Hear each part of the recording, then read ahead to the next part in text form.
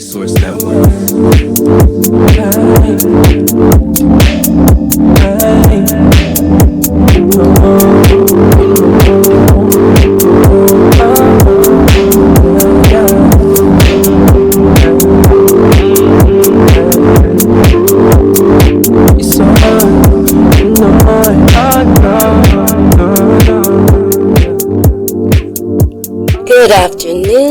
Good afternoon, everybody.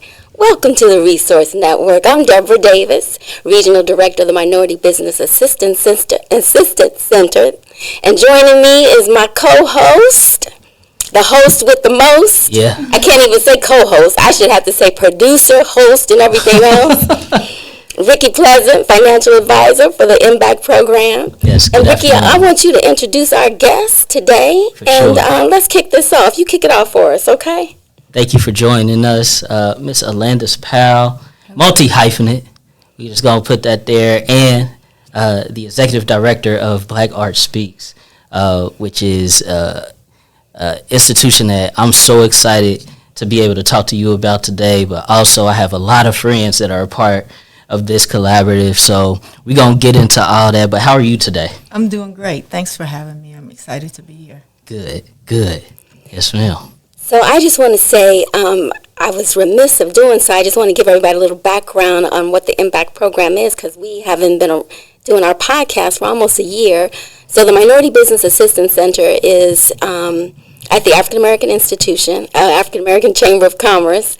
And what we provide are services to business owners. So we have a financial advisor, we have a certification specialist, we have business advisors, and we cover 17 counties in the state of Ohio. In the southern part of Ohio, we have 5 satellite offices. We are located at the Chamber. We are located at Westchester Liberty Alliance Chamber of Commerce, Forest Park Library, Piketon, at Ohio State University, and at the Cincinnati location. We just had a grand opening there. And so we provide these services to our business clients to help them grow and elevate their business. So if you are in need of any of these services, or you want to reach out to any of our strategic partners, please feel free to do so. So I'm usually a lot hyped in this, but they told me to calm down. So I think in calming down is like screwing me up a little bit, because I'm like usually at, level 10 right now. But I'm trying to remain, sort of level, okay? That's really good, because I've been told to calm it down. Okay, all right. So I'm trying to calm it down, okay, too. but it's not working, because I'm usually up here, you know what I mean, Alandes? So let's kick it off, all right? We got Black Art Speaks in the house, hey. Okay, and so, Alandes, tell me, what motivated you to start the collective? I think it was actually birthed out of the Black Lives Matter mural, and I was in corporate and finance forever. And I realized after we did the mural that I had been focused on the Black voice and making sure people found a job and Black people were at the table. And I looked at those artists and I realized you can't regulate art. And it seems like they needed the support in different ways.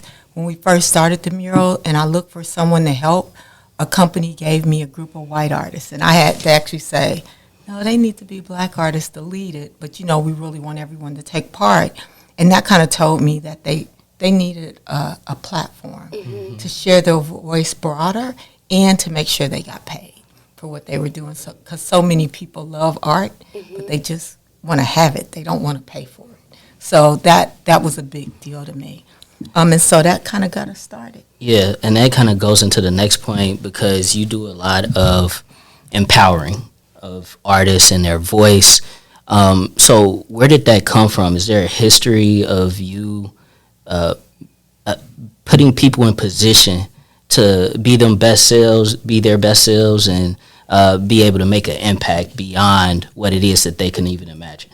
Yeah, I hope that's what I've done all of my life. I've just fell into this art world in the last few years, but before that, even in corporate America, that's what I tried to do all the time, every day. It started when I was between 12 and 14, listening to the song, "The Revolution Will Not Be Televised." I can remember writing the words, going back and forth, and it just touched me. And then I did my first speech, in the 8th grade, and I remember ending with power to the people. You know, when we were all in, and I felt like, I just felt something, and then just how it moved people was just like almost addictive to me. But then my parents also, they taught us that we were the best. Yeah. Because of our color, not in spite of our color. And they taught us Black pride, and that's something that, first, I think is missing these days in such a big way, but I wanted to give that to everyone I met. I didn't want to be the only person with it. Right. So that's kind of how it got started. That's good. Yeah. So how does racial justice influence your work? The fact that we don't have it, that influenced me to go get it. Okay. And the fact that I see it missing in so many different places, even when some people don't see it, I seem to notice it. Sometimes I'm like, stop, not today. But just little things, how we're treated, how we treat each other, policies that really were set forth to hold us back. Just even our history, and even more so today. It's even larger today, but really when we look at even how people were treated with police. Like, I think that's the ultimate. That's like the big thing when someone dies as a result of racial justice. But we see it everywhere. So how do you and the artists that you represent and you support, how do they interpret racial justice in their artwork? And then what is the collective doing as a whole to ensure that, or not even ensure, because nowadays you can't even ensure anything, but to help promote the importance of being respectful, being compassionate, being empathetic, and understanding for all people, diverse people. And how do they go about doing that through their artwork? How do they? What does that turn up to look like? Just their honesty. They do it through rap music, through poetry, through their art pieces. Sometimes, as a collective, what we do is we try to do something at least once a year, if not twice, that is really drive social justice. Because everyone has their own way of doing things. And keep in mind, artists, it's a profession. So it's how they make money. It's a business. So, yeah, it is a business. And some of the people who've made the most money has actually had to just do what the customer said. So there is a balancing act that we talk about. Sometimes it's about what the customer has commissioned you to do versus you pouring out your heart into an art piece. So it really just depends on what's going on. I think what was really profound just about the art and the fact a lot of them just do it in their basement is when we were doing the Holloman Center for Social Justice with the Urban League. I told everyone, just bring over your pieces that you think speak to social justice. And we had over 100 pieces, and we could only settle for about 11, but this was pieces they already had. So I think it's their way of communicating, and it comes out beautiful and powerful. But what happened when we did the mural was it was at such a time when everyone was yelling at each other, is that they created artwork and it calmed people's voices so we could have a conversation. So we could talk about the beauty of it, the colors of it, how it came together, but more importantly, the importance of it. So I think everyone does it in their own special way, so there's not just one recipe. Some people do it in just a pencil, using a black pencil. Some people do it through their eyes, what they put in eyes. It's just all different.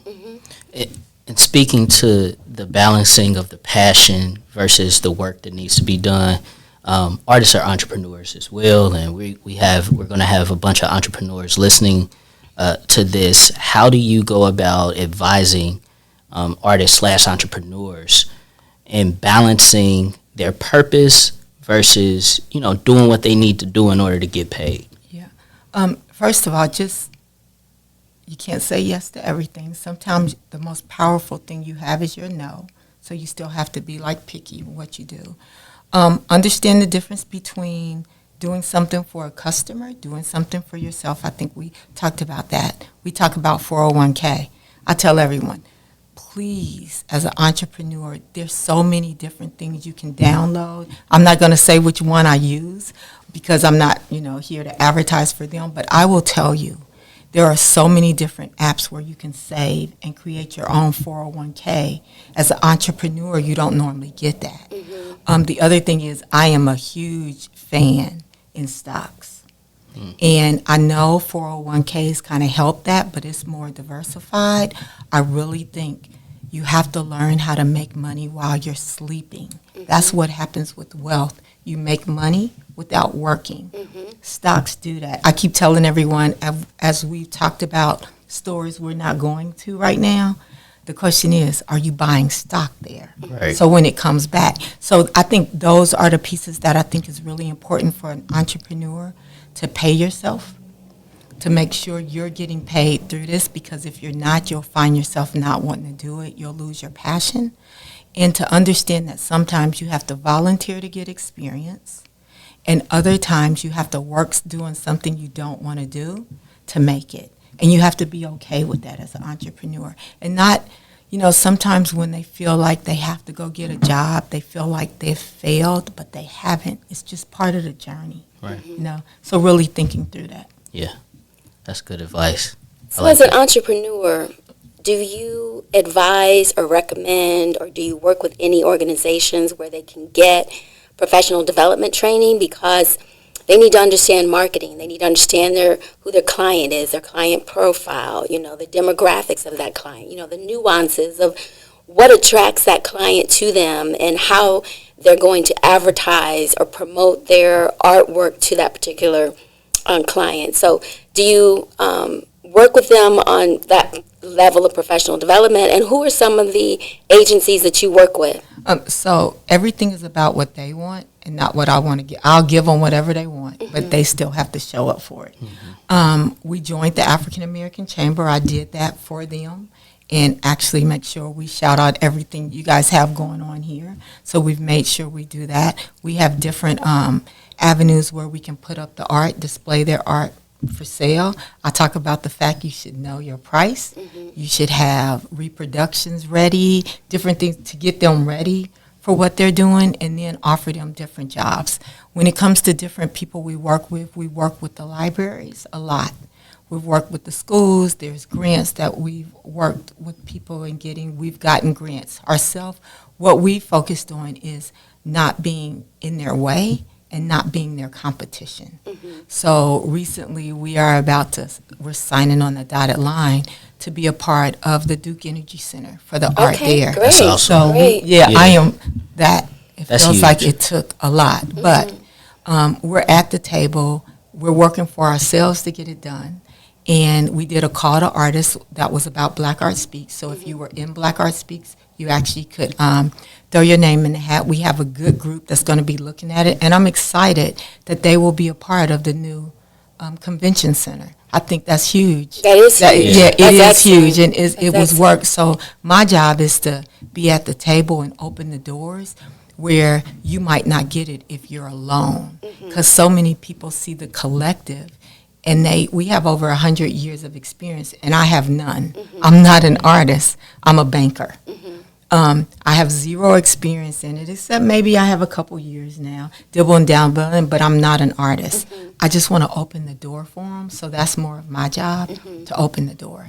But the group has so many talented artists that have been around forever. They teach each other. They share with each other. I Okay. think that's been the big thing. Okay. All right. So speaking to, and congratulations on Duke Energy. That's huge. That's going to be however many millions of people they said are going to be coming in and out of that. I'm so Yeah. excited Yeah, about that. that's Yes, great. yes. And that's a great opportunity for the artists. How do you see or envision a more inclusive Cincinnati for Black small businesses, Black artists, just anything diverse, and helping the city not only just grow economically, but just be one of the top places to be able to come to have that type of feeling of I feel comfortable being here and I can grow here. Yeah, I think that everyone has to be open to the truth. And not everyone is ready for the truth. And that's one thing that we work on, is really pushing the fact that it sounds good, but we're not there yet. So let me stop you right there. What is truth, Truth. defined by you? So And your own truth. Thank you for clarifying that, because my truth might be different from yours. The art community here in Cincinnati is rich, financially rich, rewarding when you look at it. Blacks get a very small percentage of it, less than 2% of the wealth. We don't have our own big home, right? When it looks at the art, you look at things like, I don't know if you know Toy Lynn O'Neill, who's been working on the Romac. Yes. It should not take this long. Right. It should not take How this long has she been working on that? Probably about before I knew her, so I've known her 4 or 5 years. And she's been at it with her heart and her soul. I just drove by the location, I think it was last week Yeah. before, and it looks like it's at a standstill. It's been hard for her. That's the truth of Cincinnati. So when people say that we are inclusive and we do X, Y, and Z, the proof is when you look around and you look closely at who did the art, who got paid. The second truth is always in the money. Follow it. You'll see some of these big, beautiful things. Ask how much the black artist got paid for them. There's where the truth sits. I have this thing where I think people want our rhythm, but they don't want our blues. No. So they want to shout out. They're a part of it, but they don't want to go through the walk with us. And when you use people to tell our story that haven't been impacted or are a part of our story, you are allowing for the truth not to be fully told. So that's what I mean by the truth. Gotta ruminate on that real quick. Yeah. 'Cause I mean, that's my truth. Yeah, That's my truth. And I think that's something that, being a native Cincinnatian, you always see, or you have experienced certain things. Yeah, I'm not a native Cincinnatian. Okay. So, it goes back from when I was younger to the riots to, various activities that have happened in terms of black people being killed by the police, or lack of certain opportunities that may be happening around certain developments. And one of the things that I'm really excited about in terms of being here at the African American Chamber with the MBAC is that we're able to kind of provide those opportunities and information about how to navigate those spaces. And so is that something that, and I know Deborah kind of talked to you about like the professional development side, but do you have the conversations with your artists about just navigating the space just in general as a person, and how that can end up affecting them in their business? We do. We have. And a lot of those are one-on-ones, or a couple, or I'll partner them with someone else to really work on it. But I'll go back to this. It's just like you open your door. People have to walk in it. So we do have to get up and walk through the doors that people provide, and you can only do so much. You can't make people do things, right? So that's the important thing. I think there's a lot of things. I didn't know everything that was going on here until we met a couple months ago. But there's so many things that's going on that people have to walk into. But when you feel like you've been so defeated, sometimes you just need the energy, or the I'm trying to think of a great word for it, like the motivation. And being a part of a collective sometimes gives you that motivation. So sometimes it's nothing but they're a part of a group bigger than just themselves that's doing it. But, going out there and helping people find their path is what I think is exciting for me. And not everyone is ready for the journey. Right. And you have to be okay with that too, which is hard when you have to say they're not ready.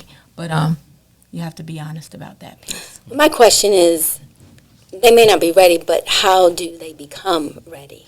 What does being ready look like to you? Being ready is open to actually walking and doing the work to get there. So I don't look for people to all of a sudden know what to do, but you have to show up to make it happen. You can't we have people where you have to say you can't be on a conference call like that, right? On a Zoom call, you can't look like that. You can't do this. We're very honest with each other in that regards. But I can't be honest to you if you didn't show up to the call. Is that making sense? So that's what I mean by show up. Not the fact you have to have all the skills and ready, but you just have to be present to get what we're given. Okay. Is that helpful? Yes. Did I answer your question? Yes. Because sometimes I can mess up. Okay. Because I can go all the way around. You talking about we just go into Middletown, you all the way in Detroit. Yeah. No, that's okay. good. Yes, people need to hear that. Okay. And I used to work with, or I still do sometimes, work with high school students. And so that's one of the things that we've always discussed with them is like just being prepared, but having to show up in order to, show that you are prepared, because that's all people are looking for a lot of the times. It's just showing up to take those next steps. It is. Yeah. We work with a couple of NFL players, actually. And one of them started a thing. I think you met him. Yes, I brought him here. yes. His name is Keandre. And Keandre played for the Bengals and started a program, and we helped him start this program called Everyday Episode, where he's in the schools. And I told him that it was amazing for me because he's a former athlete, they pay attention to him. Mm-hmm. So that's what excited me about him going in the classroom. But there's one thing when we teach financial literacy, we don't tell them that the monopoly money, whoever wins, we're giving them real money. And we don't do that on purpose, and we do it probably about the second or third class. And when all of a sudden they realize it, from then on they are so... Oh, the game's changed. Yeah, oh my goodness. and when you hand it out, you'll have people say, oh my God, I would have been more involved in the game when you were going through it. But sometimes people have to see there's a reward, even if there's a small reward, to get them engaged. Yeah. So that's what we try to do as well, is that there's jobs. So we'll find you this job. It might not be the largest job, but here's a job. And then when the larger job comes, you're ready for the next one. So that's the thing. Yeah. Yeah, it seems like the theme of this conversation is preparedness. Yeah. As an artist, you have to prepare to be able to go out and do a mural or, you sketching and all that stuff. And as an entrepreneur, studying and researching what it is that you're about to go into business doing. So when you do have that conversation with someone about what you do, you're not stumbling on your words. And it might be an investor, potentially. Right. And so it's just always being prepared and having that focus and knowledge about exactly what it is that you're going to be working on and presenting to the world. Yeah, I think the thing about artists for me, and this is not just visual artists, I feel like I'm more of their agent. And what people don't realize is that they pretty much don't really want the business part. They're creatives. And creatives are built a little differently. Like I said, I'm a banker, so I'm all into the details. Mm-hmm. They're not really into that. But we have to train them that they have to be until they get to the point where they don't have to be. Right. So being a creative, I love the fact that I get to help them go find a job and they get to just do what they love. It's kind of like in boxing. I used to manage a boxer, and I could never go in that ring, but I could talk to you about how much you're going to pay him for being in that ring, things like that. So I think that's the piece that I love, is that opening the door for them to show up and just create and do their work, because that's what they do really, really well. Yeah. Have you experienced, or do you still have someone that does that for you? As a mentor that can be an advocate for you and going into certain spaces, things like that? Yes. I make a lot of how do I say it? I make a lot of the meeting, and a couple phone calls before I even walk in the door to understand the lay of the land. The other thing is that being a part of a collective that's so new, we don't have room to mess up. So when we say we're going to be there, we have to be there. Mm-hmm. When we say we're going to do it in 6 weeks, we have to do it in 6 weeks. So that's another big thing. But absolutely, I have mentors, and we'll say sometimes they were my mentee, and to me, they've become my mentor. So it's switches, because it's all just about experiences and being open to share them and being honest to say when we're wrong. And when people are at their lowest, I always tell other mentors, when your mentee is at their lowest, you're supposed to be there for them, no matter where they go. And so many times people just want to be with you when you're at the top. Right. But, yeah, you need people that's going to be with you throughout the journey. Yeah, that's good. All right. So We have got about 6 minutes left before we end this, and you've already talked about a lot of advice that you give the entrepreneurs that you work with in the collective. Is there anything else you want to share about that entrepreneur experience that you've had intimately with some of the artists? I'll say this personally, that I was never an entrepreneur. I've been in corporate America. I like my check every 2 weeks. I love that. And when I thought about it was time, I didn't. And I wouldn't have done it now if it wasn't that I fell into this just because I had some health things happen. And so I'm not in corporate. I don't work anymore. I kind of do this just free. Actually, pro bono, that's the right word. And I wouldn't have taken that leap for myself. And probably if I would have actually been even more successful. But I just didn't. It was probably out of, I don't know, a little bit of fear, a little bit I love the, every 2 week thing or whatever. So I say with entrepreneurs, if you have this skill like I feel these creatives do, go for it. Just go for it. And understand that you might have to have a job. You might need to save, and it's okay to save money. Figure out a way for your money to make money for you. Very important. Figure out what a 401k looks like, even if it's not your traditional. That's very important. Save your money, but believe in you and just go hard.